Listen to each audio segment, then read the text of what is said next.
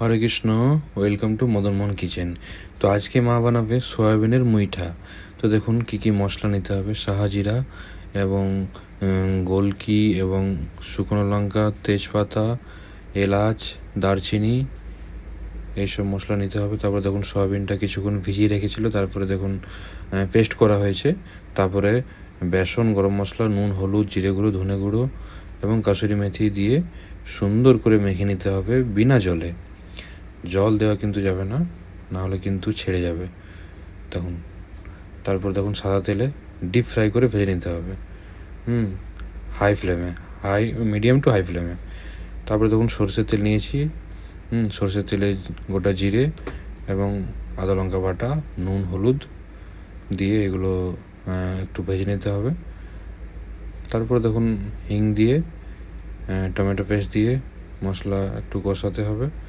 এরপর টমেটোটা কম দেওয়া হয়েছিল, তার কারণ দই দেওয়া হবে। তারপরে দেখুন দই দেওয়া হয়ে গেছে।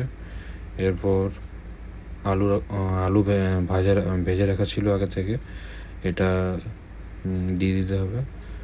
সরষের তেলেই ভাজা হয়েছে এটা। তো এরপর দেখুন একটু গরম জল দিতে হবে। ঠান্ডা জল কিন্তু রান্নাতে দেবেন না, টেস্ট খারাপ হয়ে যাবে। তো অবশ্যই গরম জলই দেবেন। তারপরে দেখুন ফুটে এসেছে। এরপর ওই ভাজা মশলাটা দিতে হবে। এটা হচ্ছে আসল স্বাদের রহস্য। সুন্দর ভাজা মশলা দিলে সুন্দর টেস্ট আসে না? আপনারা অবশ্যই জানেন। দেখুন আলুগুলো সুন্দর সেদ্ধ হয়েছে। এরপর ভেজে রাখা মুইঠাগুলো দিতে হবে। আমরা আগে দিতে পারতাম, কিন্তু আগে দিলে এগুলো ভেঙে যেত। ওই জন্যই আগে জলটা দিলাম এবং জলটা ফুটে উঠলো, তারপরে আমরা মুইঠাটা দিলাম। তারপর দেখুন সামান্য একটু হোমমেড ঘি দিয়ে দেবেন, সুন্দর টেস্ট বেড়ে যাবে। দেখুন দেখতে কত সুন্দর লাগছে, খেতে তো সুন্দর হয়েছিলই। দেখুন ভগবানকে ভোগ লাগিয়েছি। দেখুন ভগবানকে দর্শন করে নিন সবাই। জয় জয় জগন্নাথ বলদেব সুভদ্র মহারানী কি জয়, জয় রাধা বিনোদ কি জয়।